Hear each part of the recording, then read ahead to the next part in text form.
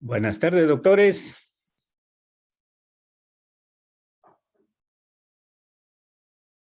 Buenas tardes, doctores. Buenas tardes. Doctor Yohandi, buenas tardes.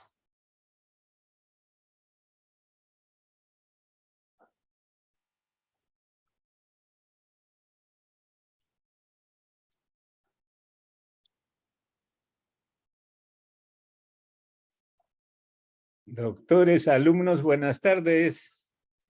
Doctor Nampa, muy buenas tardes. ¿Cómo está usted? Gusto en saludarle.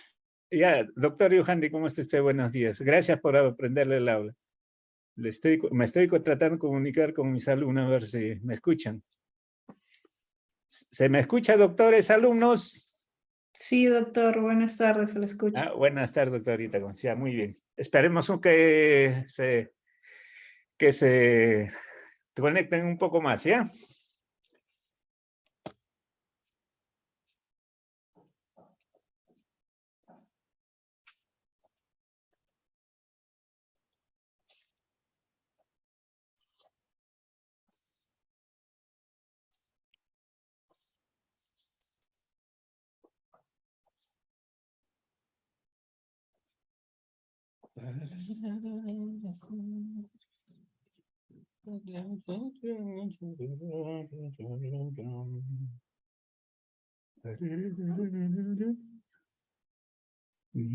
Wow. 10 alumnos, 11. Pues.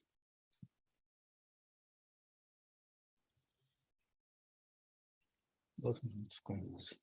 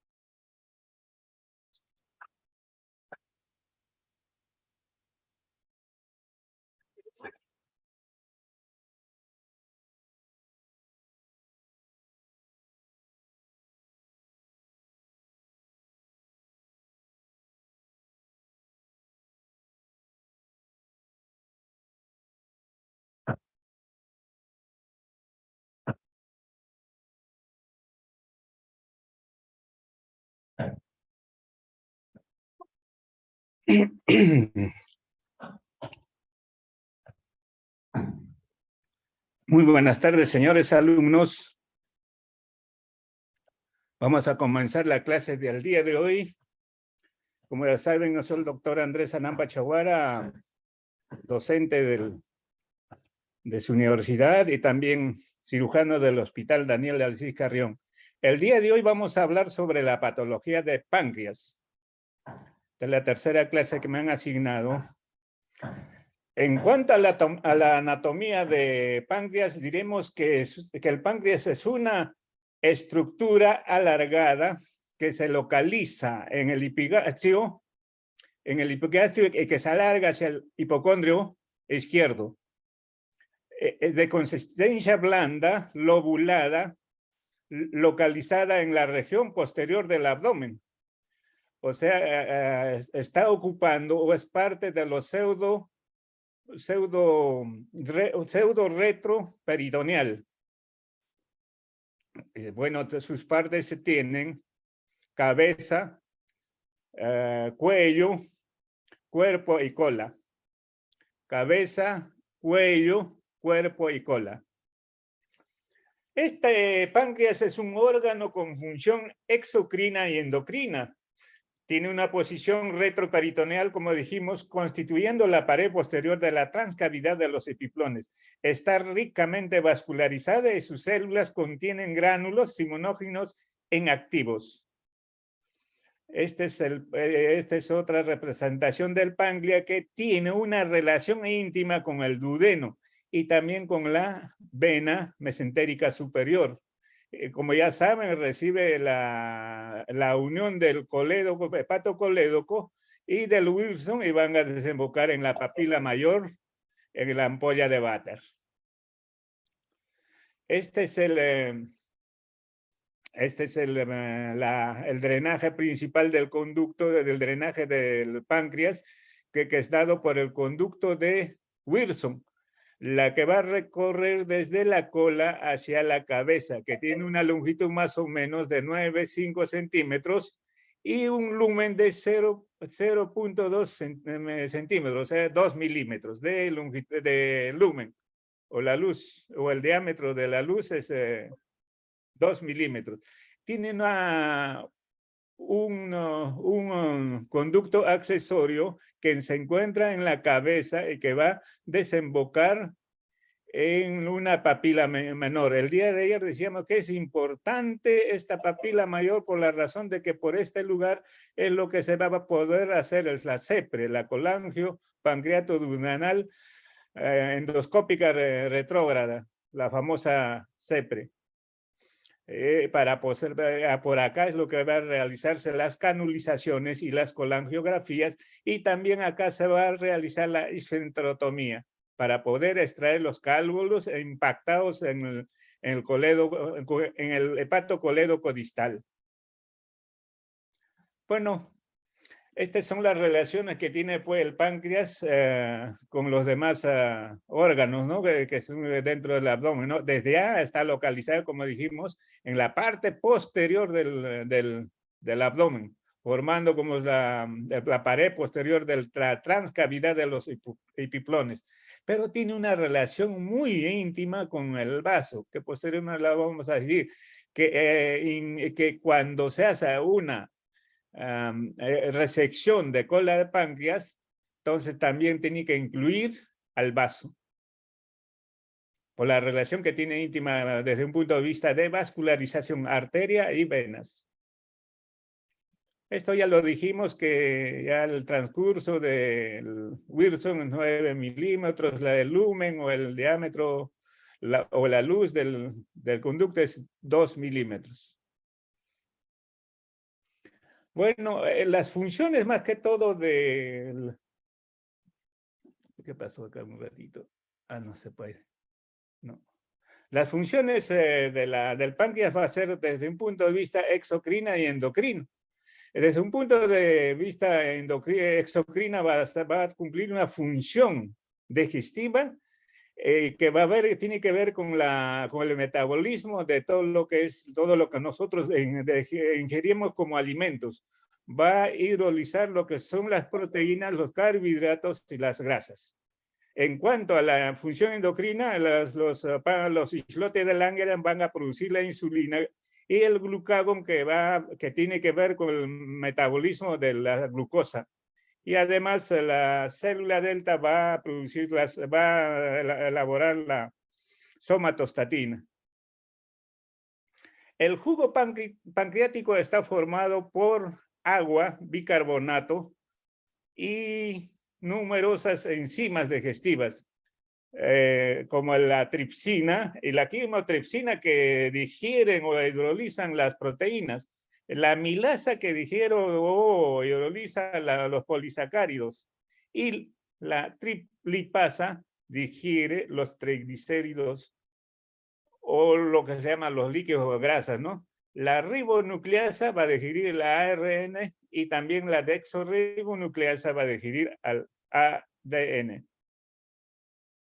En cuanto a la vascularización, diremos que la mayor parte de las arterias pancreáticas provienen de las arterias esplénicas. Esto va a irrigar tanto el cuerpo y cola. La arteria esplénica forma arcadas como ramas pancreáticas de las arterias gastroduodenal y la mesentérica superior, y esta es la que va a irrigar en la parte superior, en la cabeza del páncreas. Y las arterias pancreato-duodenales superiores, anterior y posterior también, va a recibir las ramas de la gastroduodenal.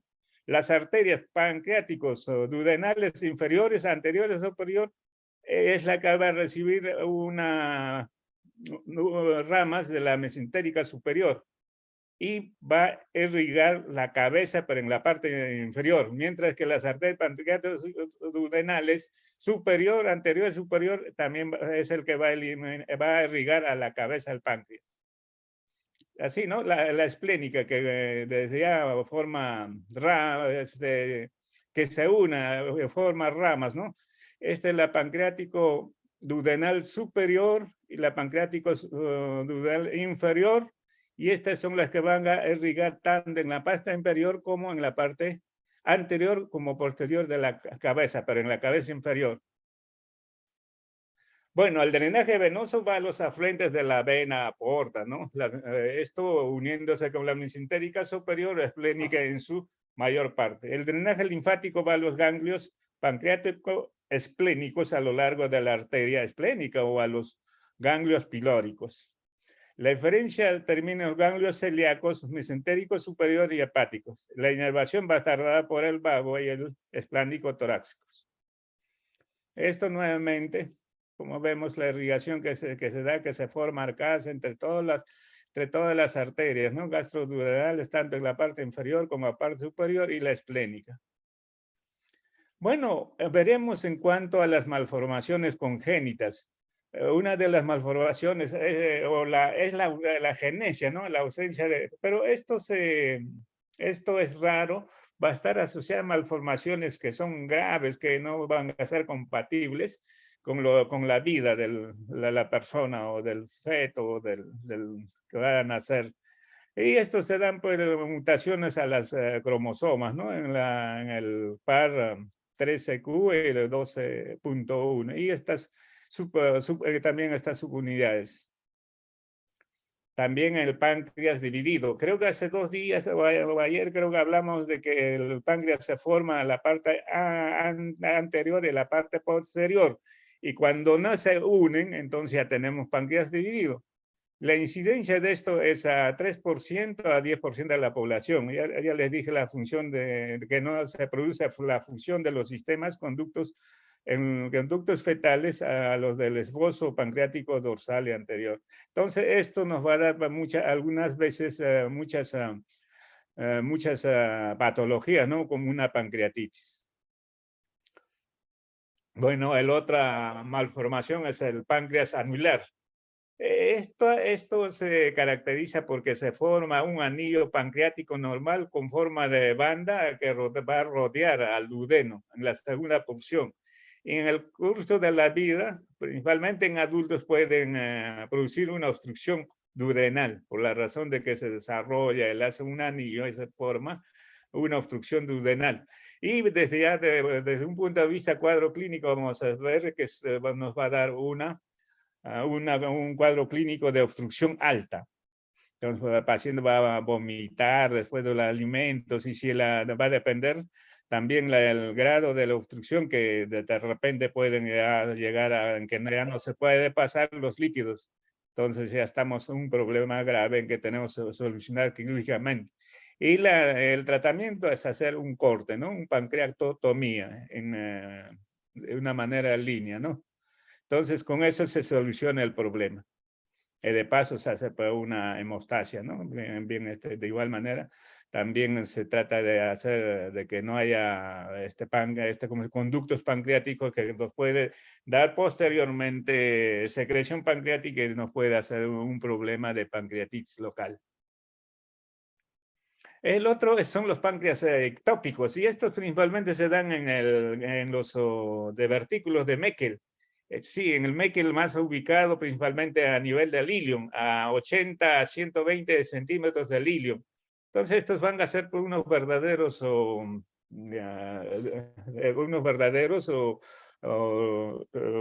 órganos como si fuera un páncreas que van a funcionar como tales, ¿no?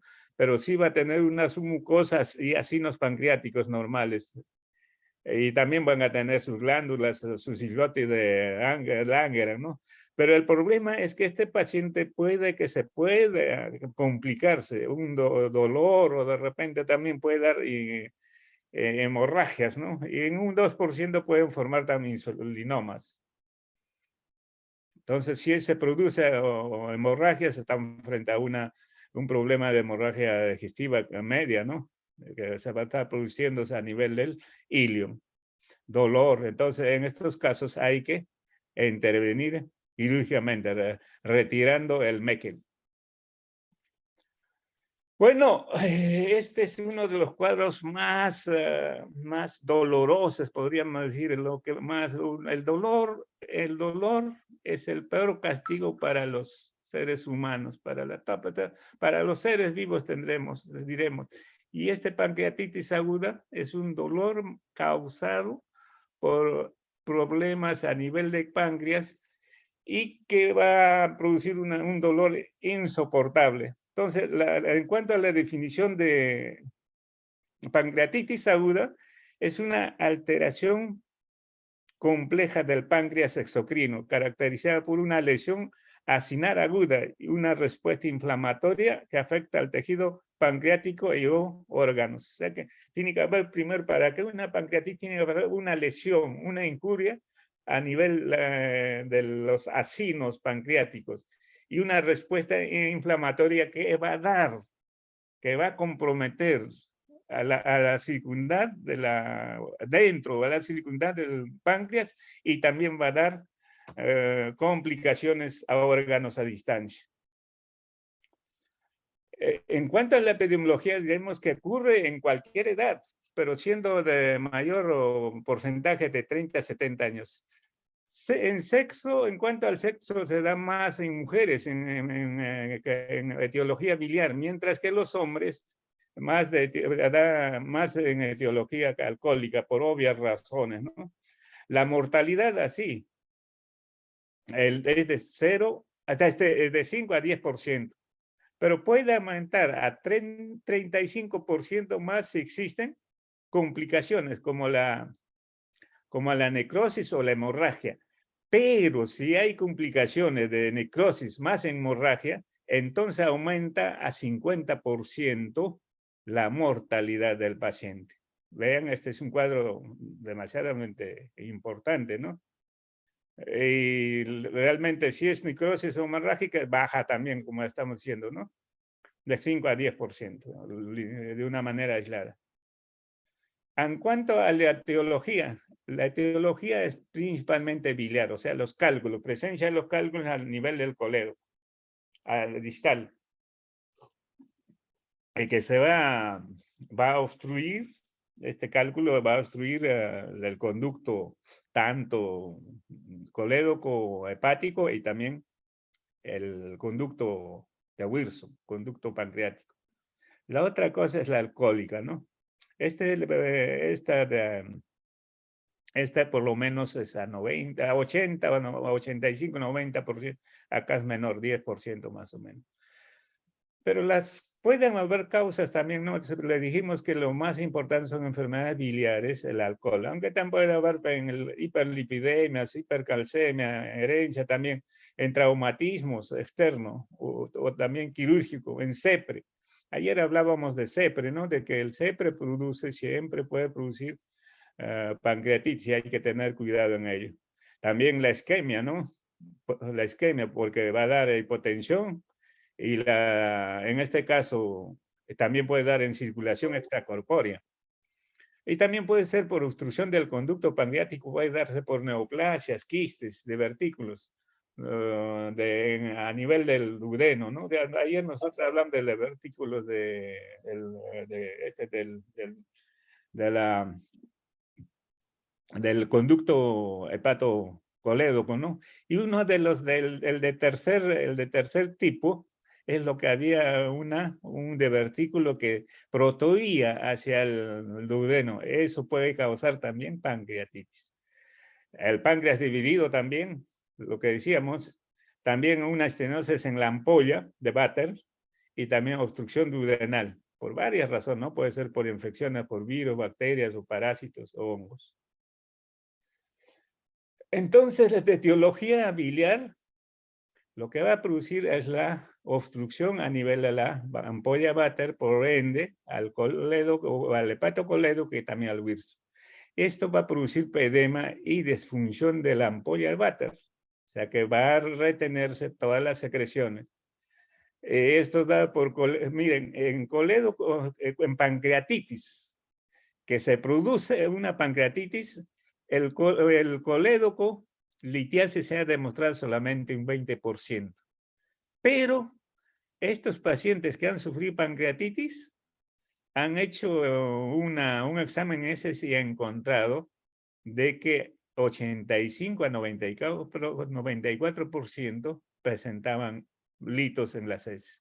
Esto es lo que nos hace mantener de que la etiología biliar es la más alta. ¿Cómo se produce? ¿Cómo es la patogenia de la pancreatitis agudas?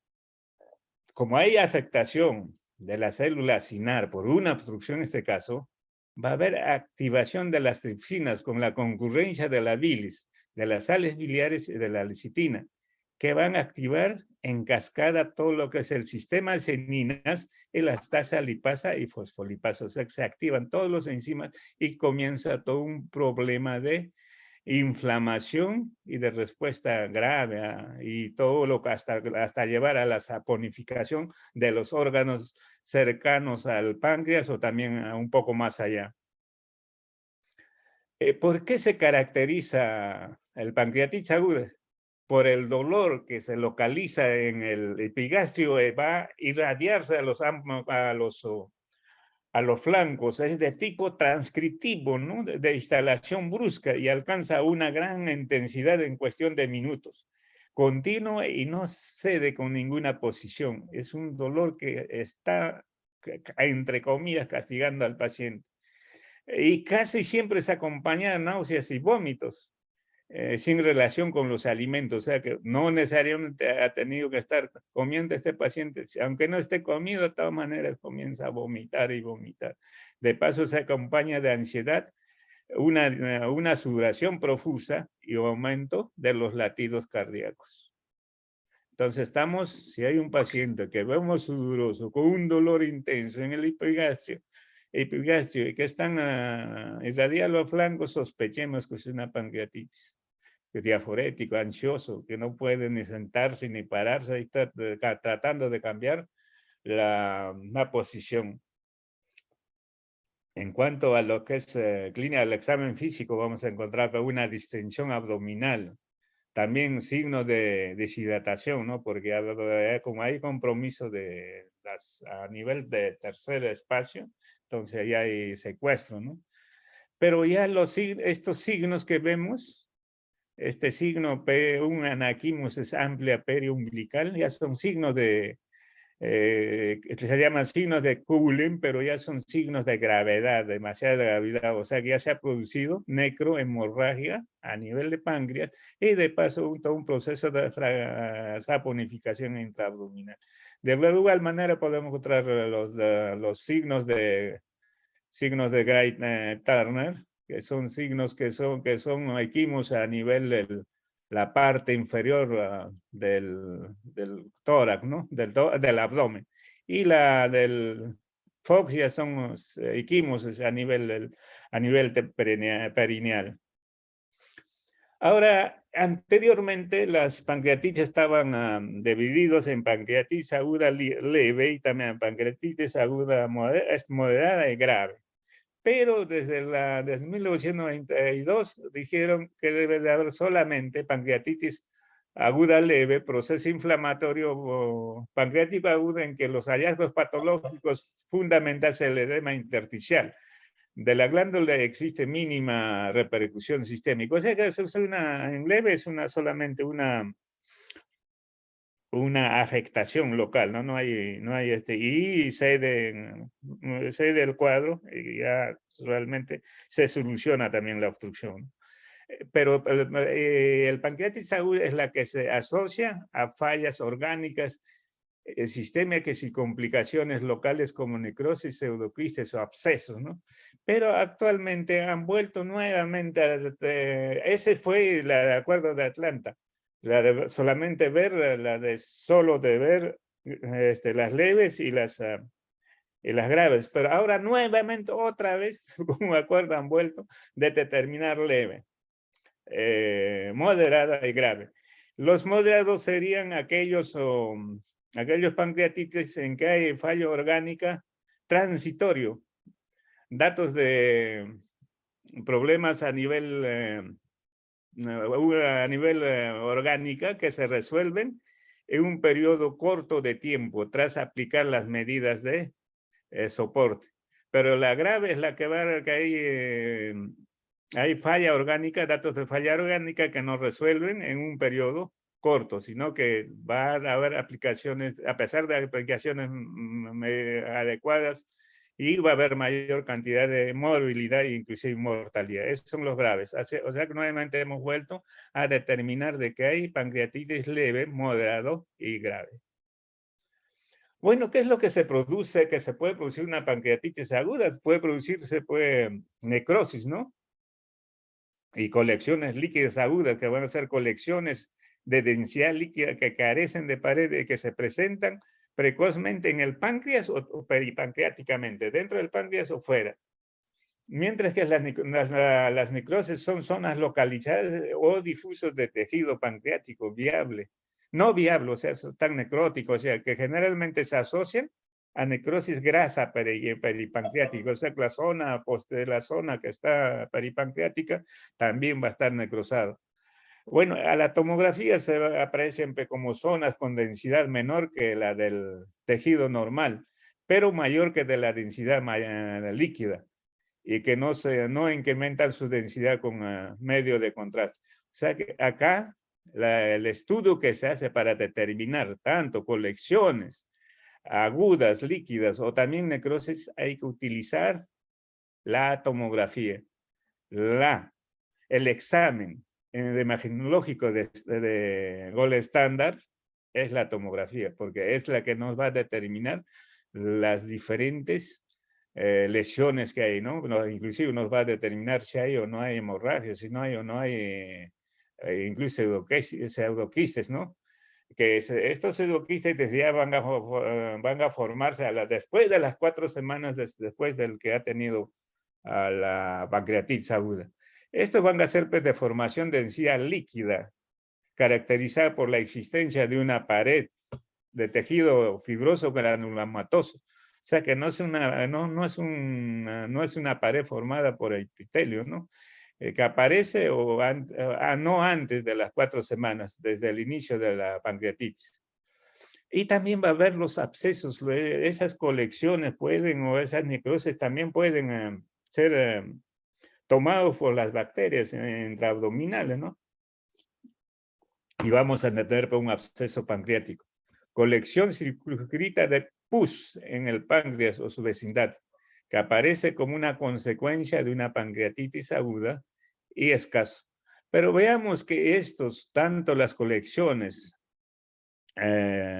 líquidas o necróticos, los abscesos o los pseudoquistes pueden comprometer y pueden causar de que haya compresión a los órganos siguientes, a los órganos vecindarios, y por lo tanto también hay que solucionar.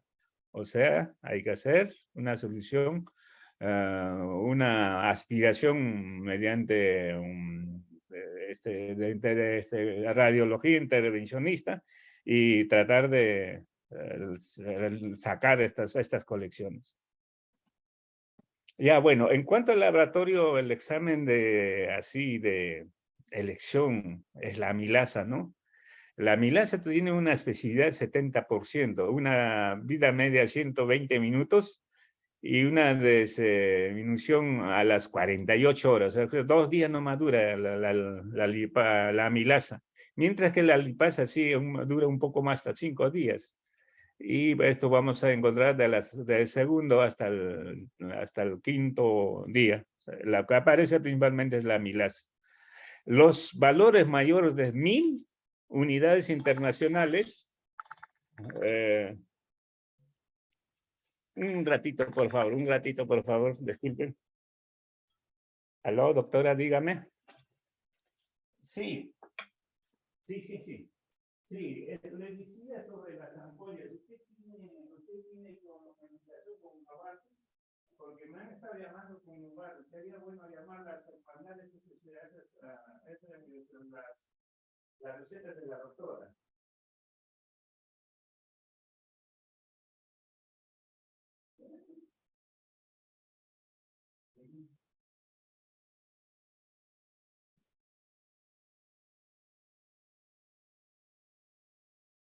Ya, pero dice que hay que hacer de todo un proceso de programación, todas esas cosas. Y eso demora.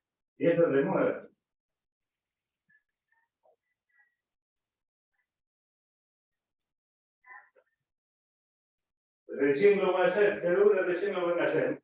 Disculpe, estoy un palito más calcito le llamo, ¿ya?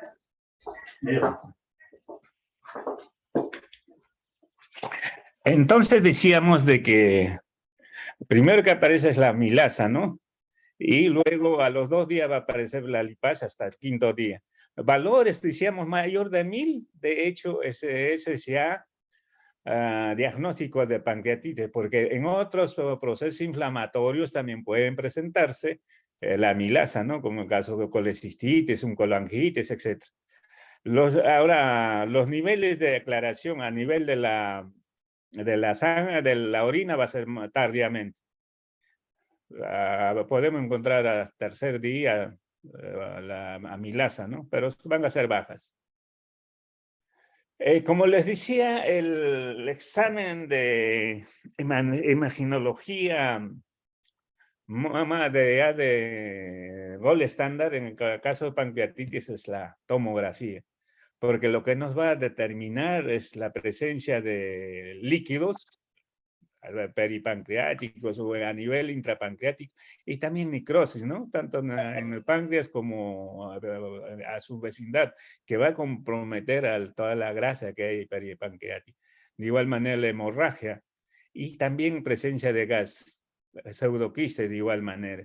Recuérdense, a veces pregunta de examen, dice, ¿cuál es el examen de elección para la pancreatitis? De imaginología, les decía, bueno, para la tomografía. Y la tomografía también vamos a utilizar para ¿no? Para poder determinar lo que puede ser posteriormente, cómo va a evolucionar lo que es la pancreatitis aguda. Ahora, ¿podemos utilizar la radiografía? Sí, pues podemos utilizar, pero en que ya eso nos va a dar pues esta clase de imágenes, miren, está dibujando totalmente al páncreas, pero ya cuando hay calcificaciones, ¿no ven estas calcificaciones? Y también aquí hay una colección. Muy posible era un pseudoquiste, pues, ¿no? Pero ya posteriormente, en el cual ya se ha producido o ya todo un problema de digerimiento del páncreas. Pero sí se puede utilizar, pero ya cuando está en casos graves, ¿no? Acá hay un silencio abdominal, ¿no? Bueno, acá sí pues la tomografía, cuando está comenzando el cuadro, acá vemos un páncreas alargado, también tenemos acá colecciones líquidas, tanto peripancreática un poco más allá. Y igual también muy posiblemente hay por acá hay signos de necrosis, ¿no? Esos son ojos de los radiólogos, ¿no? Que ven mejor que nosotros. Pero podemos hacer un diagnóstico etiológico, sí, pues. En casos de prueba de que sea biliar, nosotros hacemos pues, las pruebas hepáticas, ¿no? Lo que se llama el patrón colestásico, formado por la bilirrubina y todo lo que son las fosfatasas alcalinas y las transaminasas. Recuérdense bien eso. Y muy posible vamos a pensar que había un problema de lito que está provocando la pancreatitis. También podemos hacer de que esto puede ser por hiperlipidemia, ¿no? Haciendo un perfil lipídico de glicemia. Si es de más de 1000 miligramos por decilitro, entonces está ya considerado como si fuera una patología o causa del pancreatitis. De igual manera, si pensamos que la causa es hipercalcemia, también entonces hay que hacer un dosaje de calcio. Pronóstico. Acá hay PCR, criterios de Ransom, PCR y Baltasar. De hecho, criterios de Ransom, ya PCR se tienen que tomar examen diariamente, ¿no? Como va evolucionando este examen. Los criterios Ransom y más que todo es todos los hallazgos se van encontrando los primeros días. El primer día, el segundo día. Y eso tenemos algunos de los elementos que se utilizan. El Baltasar basado en la tomografía. Bueno, este es los criterios pronósticos de Ransom. Al ingreso vamos a tener que tomar la edad. Si es mayor de 55 años, le ponemos pues un puntito. Si es hay un aumento de leucocitos, más de 16.000, también le pone otro punto. Si la glucosa va a estar mayor de 200 miligramos por decilitro, otro punto. Si la deshidrogenasa láctica es de 350, también otro punto. Las transaminasas, en este caso más que todo el GGT, ¿no? La gamma glutamil transpeptidasa, si es mayor de 250, otro punto. Estos de acá hay que encontrar en el primer y el segundo día. O sea que esto de acá es bueno encontrarlo estos 2 días. Si el descenso de hematocrita es de más de 10, entonces otro punto. Si el calcio ha bajado, menor de 8, otro punto. Si la presión arterial de oxígeno es menos de 60, otro punto. Hay déficit de bases mayor de 4, otro punto. Aumento de creatinina, de igual manera, y más de 5. Pérdida de tercer espacio mayor de 6 litros, también otro punto. Entonces, viendo estos puntajes, si nosotros encontramos menor de 3, la mortalidad va a ser 1%. Si es de 3 a 4, la mortalidad va a ser 16%. De 5 a 6, 40%, 7 más, es 100% de mortalidad. Esto es en cuanto a comparando lo que es la no biliar y biliar, ¿no? Aparentemente la biliar sería un poco más benigna, ¿no? Porque acá vemos un aumento de ¿no? De edad, de la glicemia está un poco más. De igual manera, la deshidrogenasa láctica es más también, de igual manera las transaminasas, ¿no? Y la leucocitosis también de igual manera hasta a 18.000. Entonces, todos estos se le ha visto también, con estos, encontrando todo lo que, dando la puntuación, se ha encontrado que criterios con 3 criterios, 28%, o en 6, 40%, con 7, casi igual, ¿no? 100%. Bueno, esto es lo que es el criterio Baltasar. Estos son hallazgos relacionados a lo que es primero, a lo que es el páncreas y acá el grado de necrosis que se encuentra. Si el páncreas está normal, le ponemos 0. Si el páncreas está edematoso, le ponemos 2. No. Páncreas edematoso, 1. Páncreas, inflamación de peripancreática, 2. De 1 hasta 5 que se hace acá. Una colección pancreática, 3. Y la presencia de necrosis de más de 50% o 2 más colecciones peripancreáticas, tendré que poner un valor de 4. Acá sí, sin necrosis 0. Si la necrosis menos del 30%, le ponemos 2. 30-50%, 4. Y sin más del 50% ya es de 6 puntos. O sea que este puntaje viene 2 en 2. Esto viene solamente lo que es de 1. Entonces, si encontramos estos, entonces sumamos cualquiera de los dos la mortalidad, y la mortalidad va a ser 3%, si es 3 de 0 a 3, y la morbilidad 8%. 4 a 6, la mortalidad 6%, la morbilidad 35%. Y de 7 a 10, la mortalidad es 17%, de la morbilidad 92%. O sea, va a haber mucho más complicaciones en esta zona de lo que se suma más. Esto es para ver sobre el criterio Ransom, va a trazar, ¿no? En cuanto a los grados, ¿no? Grado A, páncreas normal. De igual manera, en el grado B, aumento de volumen de páncreas, tanto local o difuso, y puede estar conservado también del contorno de la glándula, o sea, es más que todo local. C es inflamación del páncreas, de la grasa con peripancreática, con pérdida de los contornos, o sea que hay mayor compromiso. Y la D es presencia de colección pancreática mal definida, o sea que acá hay un flemón. Y E, presencia de colecciones líquidos peripancreáticos y a distancia, o 2 o más colecciones pancreáticas. Entonces, estadio 1, no hay flemón extrapancreático. Estadio 2, flemón en 1 o 2 áreas extrapancreáticas, no solamente hay en este, ¿no? Pero E3, flemón en 3 áreas o más extrapancreáticos. Esto es para ver de igual manera lo que ya dijimos anterior, ¿no? Ver los grados, ¿no? En cuanto a los grados A, B, C, D, que es el puntaje de 1 a 2, de 1, 2, 3, 4, y la cuestión del score de necrosis, ¿no? De menor de 30, 50%. Igual manera se va sumando de esta manera, ¿no? Que es la cosa, son los mismos resultados que teníamos anteriormente. Ya bueno. Ya que hay drenajes percutáneos, o sea que hacemos percutáneamente los drenajes, no entramos en la cavidad, solamente hacemos, son intervenciones desde ya, o ayudados con ecografía, ¿no? Vamos a drenar, llegamos de frente a la colección y drenamos. Entonces se aconseja drenar tanto drenaje interno o externo, o endoscópico o drenaje percutáneo. Cuando hay colecciones líquidas agudas o pseudoquistes infectados. Si existe clínica de dolor o obstrucción biliodigestiva, ahí en esos casos hay que drenar.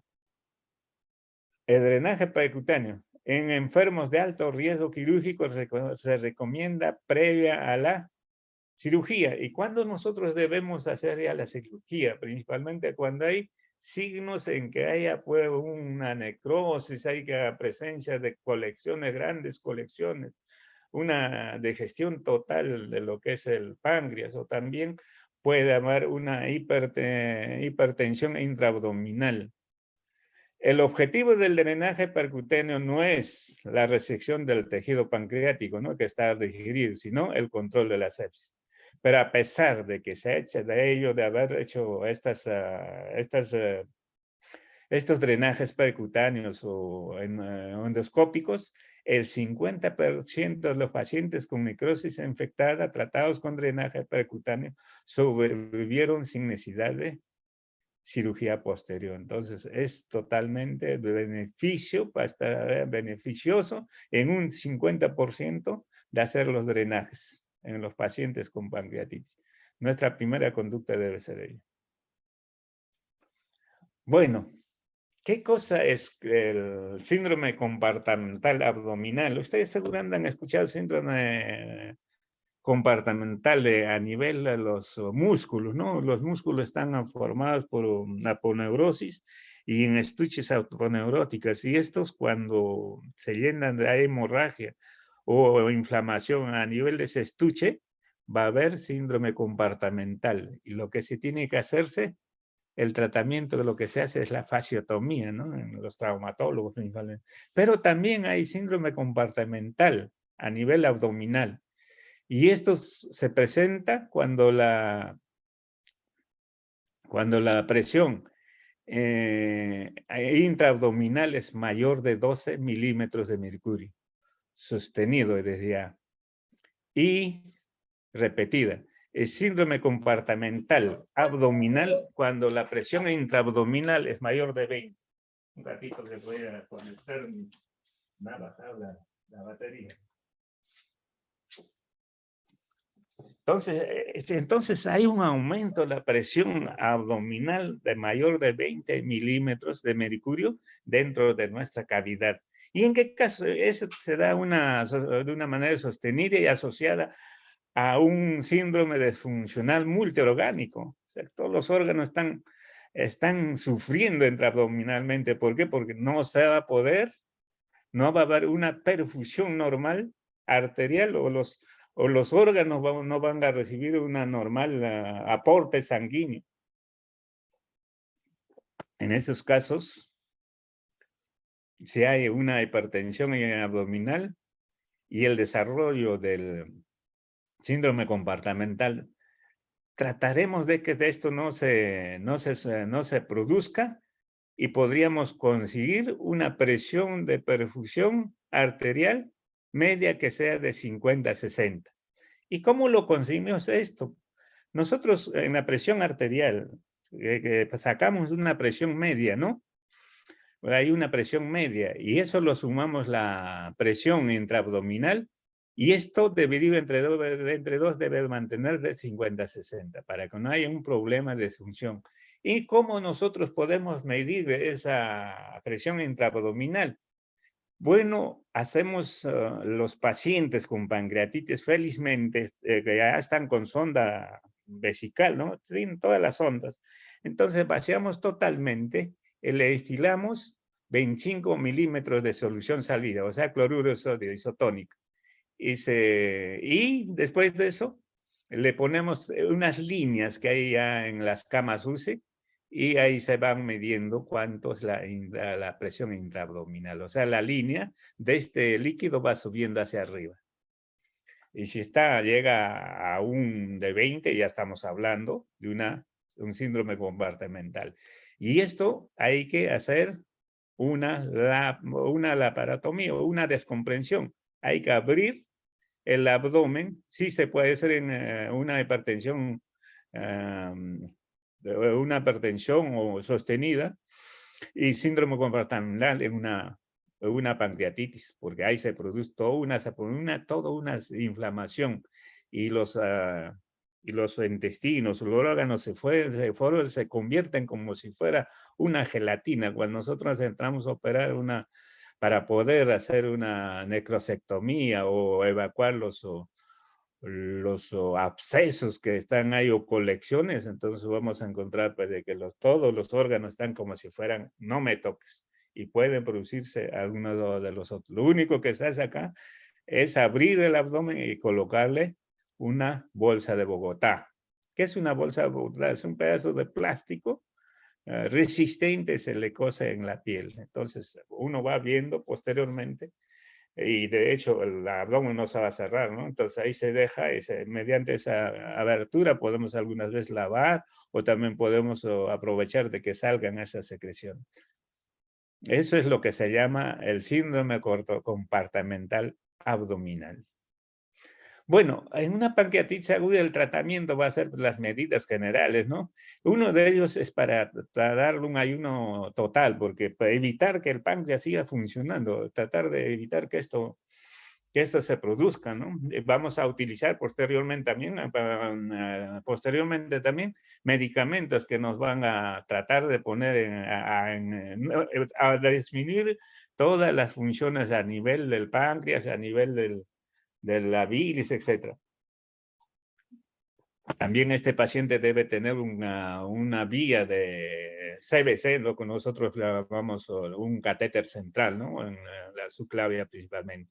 De igual manera hay que utilizar analgésicos endovenosos y también una sonda nasogástrica, ¿no? Porque estos pacientes pueden presentar náuseas y vómitos y también pueden hacer una aspiración o una neumonía aspirativa y también evitar el hilio paralítico posteriormente.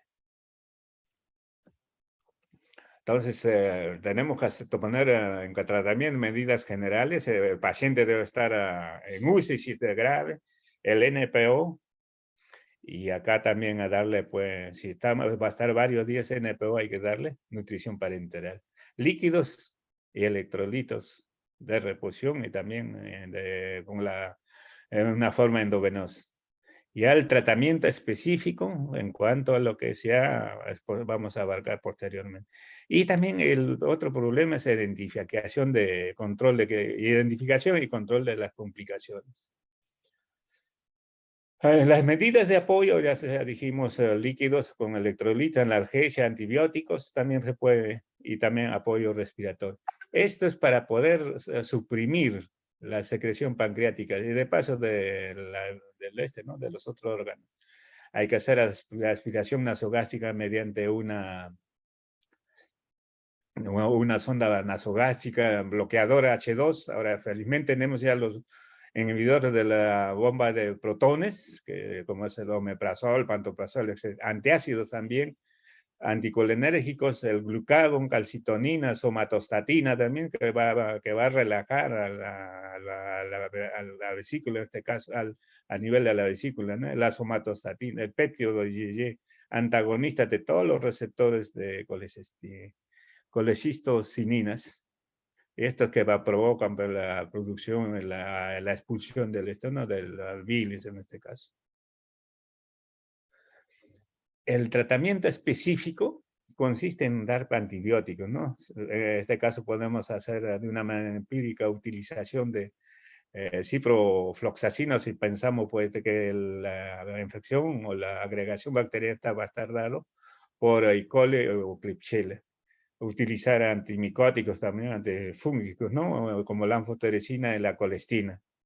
Y de hecho la alimentación parenteral para aportar todo lo que es aporte de los glúcidos, proteínas y grasas. Y de paso, hay que un apoyo oxigenatorio o una oxigenoterapia puede ser por mascarilla o también por intubación, una ventilación mecánica, ¿no? Bueno, dice que el mepemen y el ciprofloxacino y metronidazol cumplen las premisas de ser de un tratamiento empírico. Entonces, la elección de infección de acuerdo a lo que vamos a determinar cuando hay una necrosis pancreática. El caso de aislamiento, sí, pues vamos a tener que utilizar de acuerdo a lo que son ya sensibles, ¿no? O resistentes. En este caso, muy posiblemente no van a ser resistentes a vancomicina. Y podemos asociar mepenem o solamente utilizar vancomicina. No hay en este momento pruebas científicas que apoyen para utilizar profilaxis del antibiótico, ¿no? Los antibióticos deben de agregarse cuando hay signos de que están ya infectados por bacterias. Bueno, ahora dejaremos de lado lo que es pancreatitis aguda, pasamos a lo que es pancreatitis crónica.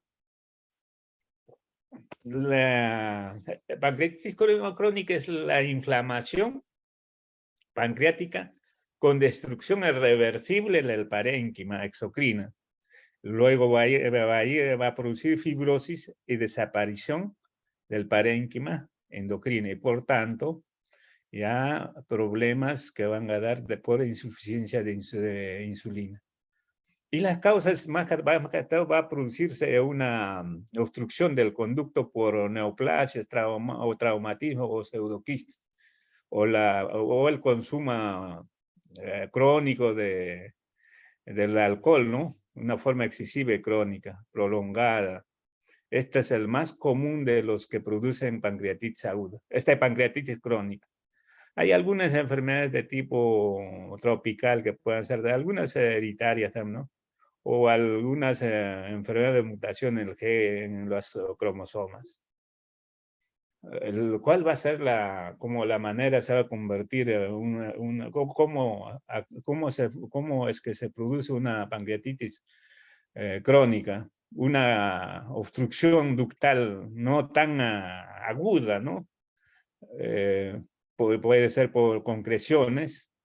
Por lo tanto, va a haber un aumento de concentración de proteínas pancreáticas y también que va a generar jabones. Y esta obstrucción no debe ser tan aguda, ¿no? Y tiene que haber poco a poco las obstrucciones, no de forma crónica. Y la agresión oxidativa, la que va a ser por la producción excesiva de radicales libres.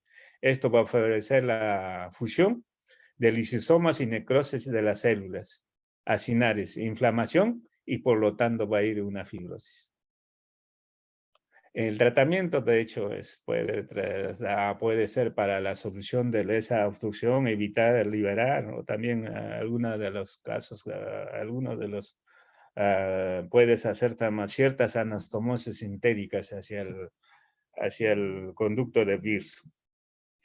Bueno, ¿qué son pseudoquistes? Se forman mediante tejido fibroso, granulomatoso de zonas de necrosis grasa y hemorrágica cargado de enzimas pancreáticas.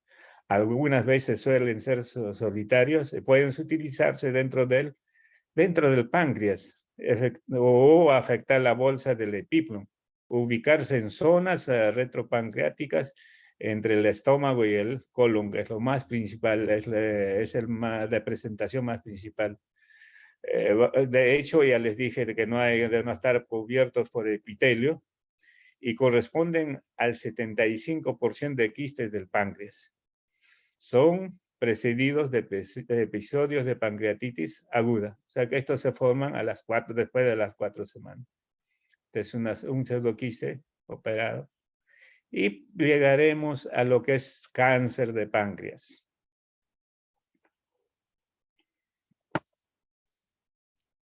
Bueno, este cáncer de páncreas, cuando nosotros hablamos de cáncer de páncreas, nos escarapela los pelos de la piel, ¿no? Tenemos mucho miedo. Y este cáncer es la cuarta causa de muerte por cáncer en hombres y mujeres. Segundo tumor digestivo más frecuente. El tumor digestivo con mayor pronóstico, doctores.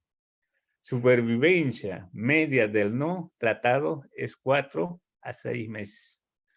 Sí, pues, se murió un colega cirujano del Hospital 2 de Mayo, un gran amigo que le estimábamos cuando le diagnosticaron exactamente, se murió a los 4 meses.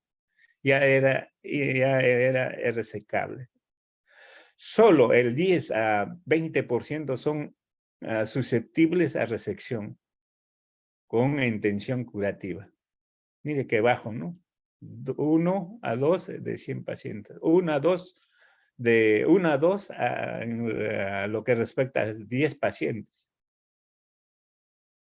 Tras cirugía curativa, menor de 20% sobreviven al año. O sea que 80% se mueren durante el año.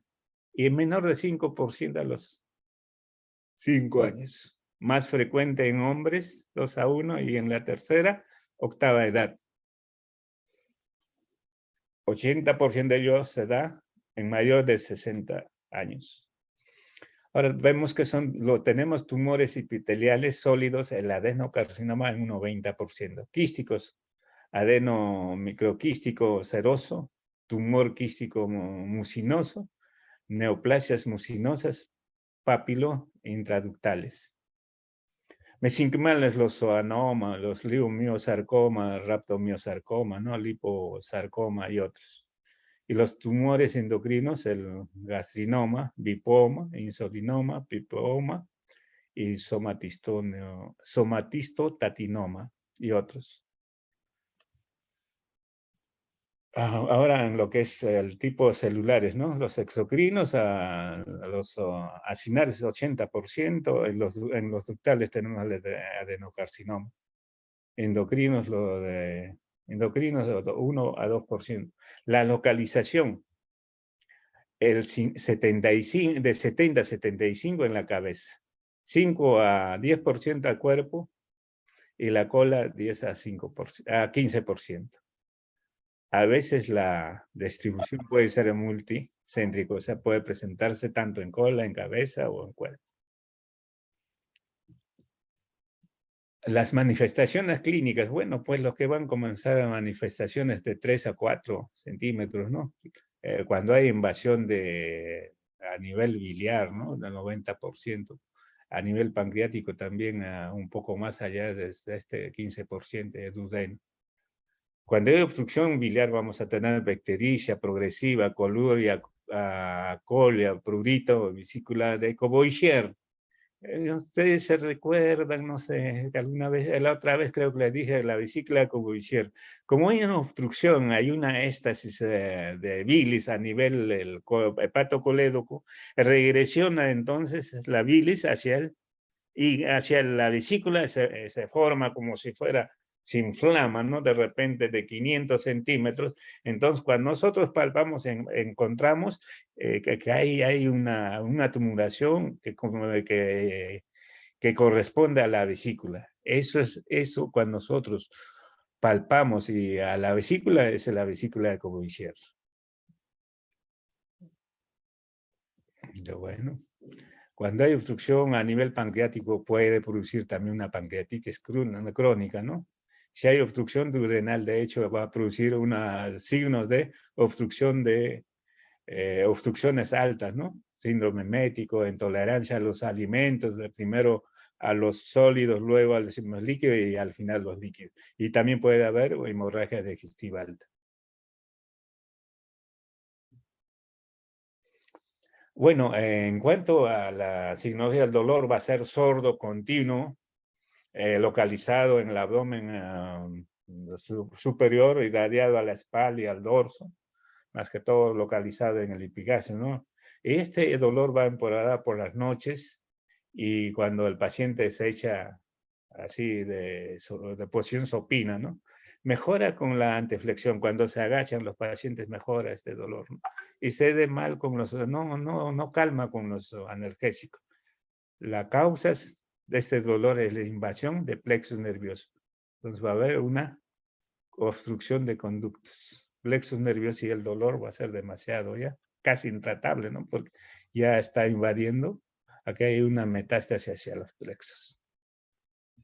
Pruebas de laboratorios. Se puede hacer pues las pruebas de enzimas de colestase, ¿no? Lo que es el patrón colestásico, ¿no? Cuando pensamos que la causa es biliar, podemos dar la bilirrubina, el PCR y también ¿no? El PCR no es lo que nos va al final darnos un valor pronóstico, hay que hacer como si fuera de screening, ¿no? Y los marcadores tumulares sí también pueden presentar, pero parece que estos nos sirven para poder proyectarse hacia lo posterior. En cuanto a lo que es la imaginología, la ecografía, tomografía computarizada, y ecoendoscopía y la resonancia magnética. Bueno, las ecografías no van a dar pues donde hay dilatación o hay un tumor que sea mayor de 3 centímetros, ¿no? Lesiones que no pueden mayor de 3 centímetros, mientras que la tomografía nos va a dar aquellos tumores menores de 2 centímetros y nos va a dar también las diferenciaciones, si estos tumores son tipo inflamatorio o neuroplásicas, ¿no? De acuerdo a la densidad que tienen estos hallazgos. En cuanto a la ecoendoscopía, es que de hecho ya este es que está recargando un ecógrafo ya montado sobre el endoscopio, ¿no? Y podemos hacer un examen. Entonces, hasta no, esto con ecoendoscopía podemos hallar tumores de 2 a 3 milímetros, ¿no? Qué gran sensible es esto. Entonces, esto tiene valor pronóstico, ¿no? Mayor sensibilidad que el TAC. Y la cuestión de los inconvenientes, a veces no todos los hospitales tienen pues. Entonces, junto al TAC con la ecoendoscopía, van a hacer, para poder para hacer la estadificación del cáncer de páncreas, estos dos exámenes, recuerden, doctor, en cáncer de páncreas, el TAC y la ecoendoscopía, mediante la endoscopía, ¿no? Bueno, en cuanto a la resonancia magnética, es similar al TAC, ¿no? Y podemos hacer cuando no se puede hacer TAC. Y la colangiopancreatografía de resonancia también. Pero sí es necesario acá hacer notar que la colangiopancreática retrógrado-endoscópica también tiene su función en el cáncer de páncreas. Nos pueden dar signos indirectos de infiltración de esto, ¿no? De las vías biliares y pancreáticas. De hecho, como se ve directamente, nos va a dar una evidencia, nos va a permitir un estudio inclusive histológico mediante el cepillado que podemos realizar de esa zona donde está afectada. Y bueno, las complicaciones ya ustedes saben que son de la sepsis, pancreatitis, hemorragia, etcétera, ¿no? Bueno, hay que hacer diagnósticos diferenciales. Pancreatitis crónica, la región ¿no?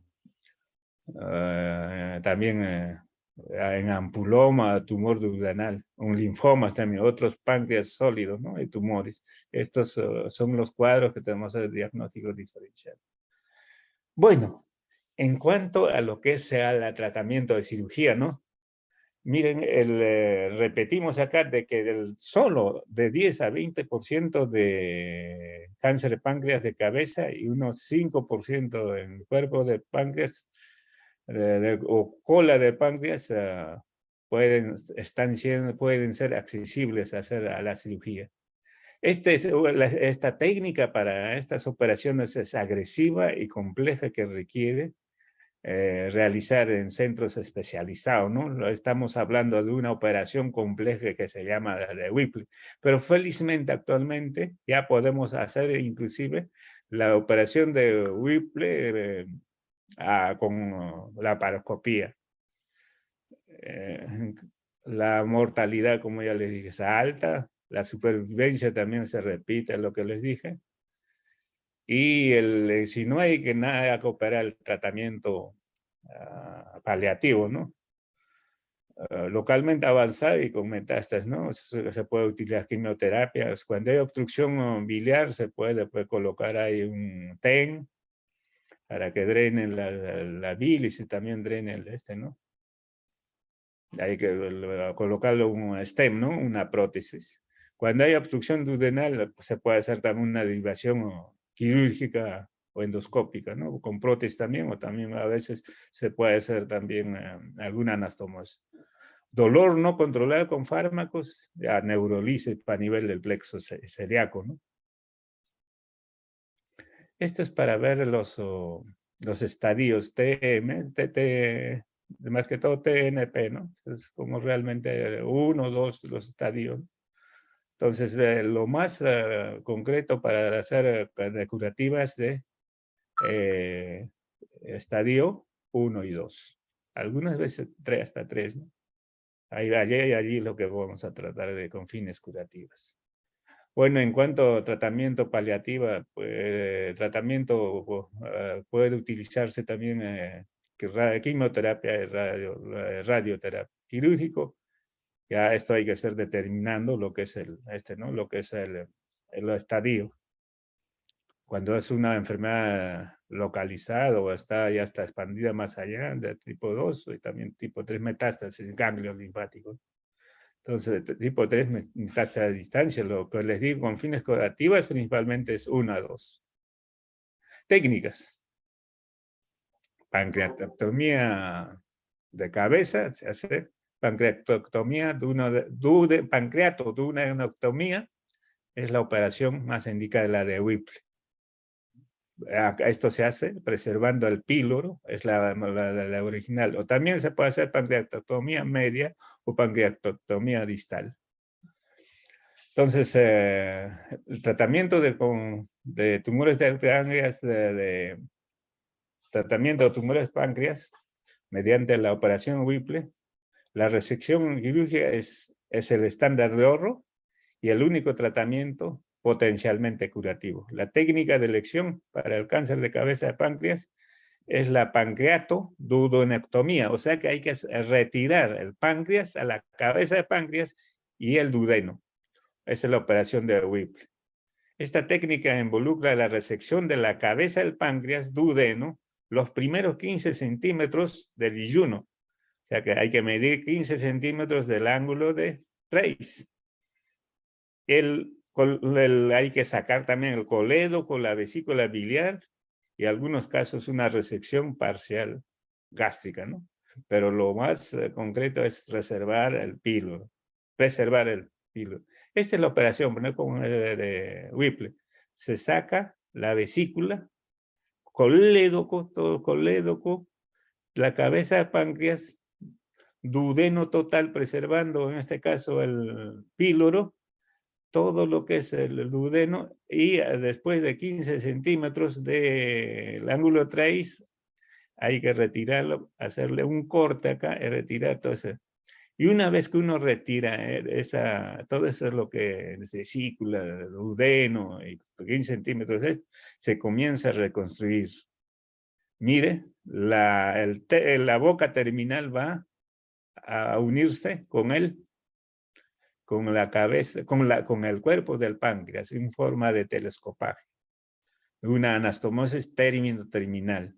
Luego se realiza una anastomosis término-lateral del yeyuno y también del duodeno que quedaba, la primera porción, parte de la primera porción, término-lateral con el yeyuno también. Entonces, es la reconstrucción de lo que es la operación.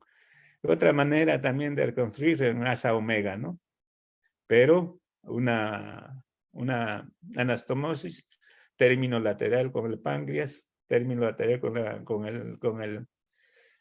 el hepático común y también término lateral en este caso puede ser con el estómago o con el duodeno que quedaba. En la ectomía, en la resección de la cola, incluye también la resección del páncreas. Del páncreas, no, del vaso.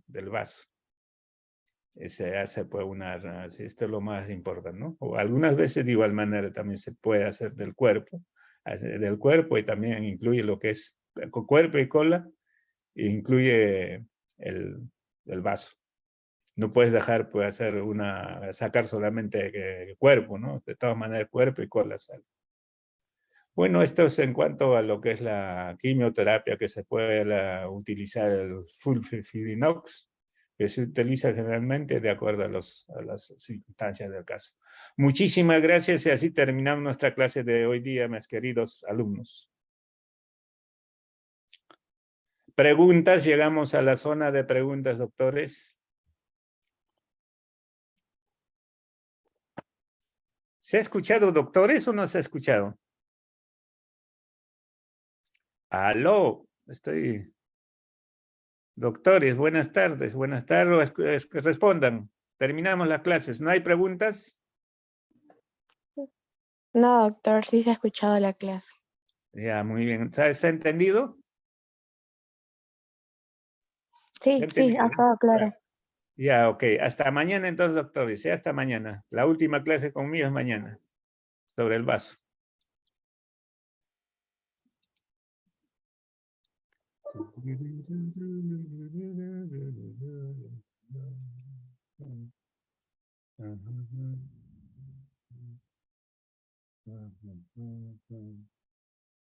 Ese de ahí. Aceptar.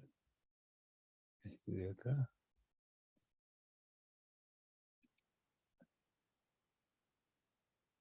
Analiza la...